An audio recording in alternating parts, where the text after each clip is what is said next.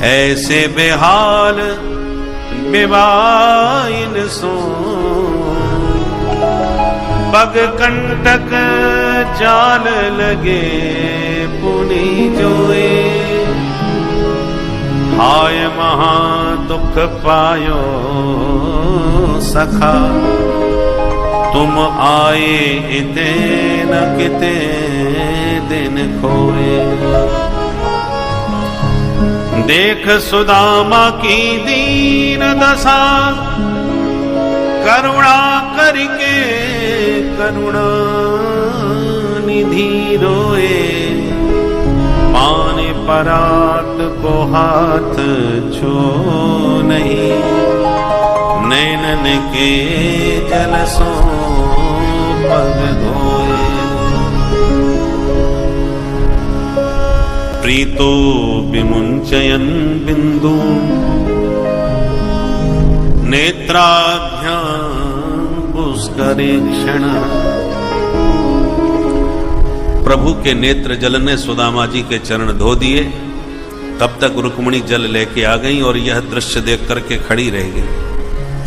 मन में सोचने लगी किम अनेन कृतम पुण्यम अवधूतेन भिक्षुणा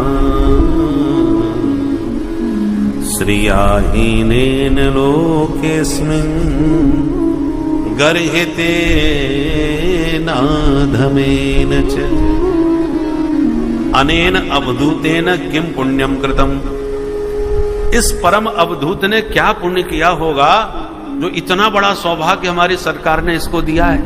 अरे बड़े बड़े अमलात्मा विमलात्मा महात्मा घर त्याग करके वन में जा करके समाधि लगा करके प्रभु के पदनख चंद्रिका का ध्यान करते हैं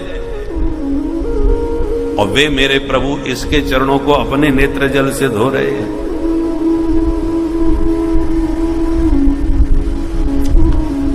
भगवान ने चरणोदक रुक्मिणी के हाथ में दिया और कहा देवी इस पावन जल से पूरे घर को पवित्र कर लो।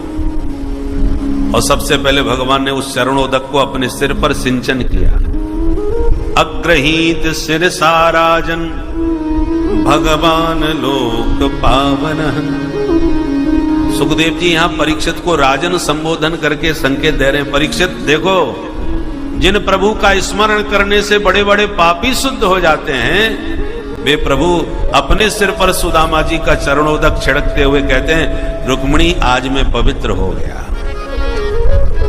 भगवान लोक पावन। ऐसे भगवान ब्रह्मण्य देव है।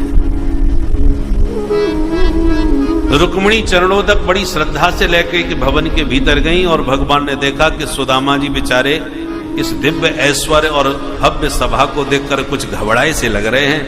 मन की बात मित्रता में एकांत में ही होती है। इसलिए भगवान बोले मित्र बहुत थके हुए लग रहे हो, चलो अंतःपुर में थोड़ा आराम करो। और हाथ पकड़ के भीतर ले गए। पहले स्नान करवाए, नूतन वस्त्र पहनाए, बढ़िया भोजन पवाए, अपने निज कक्ष में लाके निज सैया पर सुलाए और जब जैसी लेटे तो भगवान चरण दबाने बैठ गए।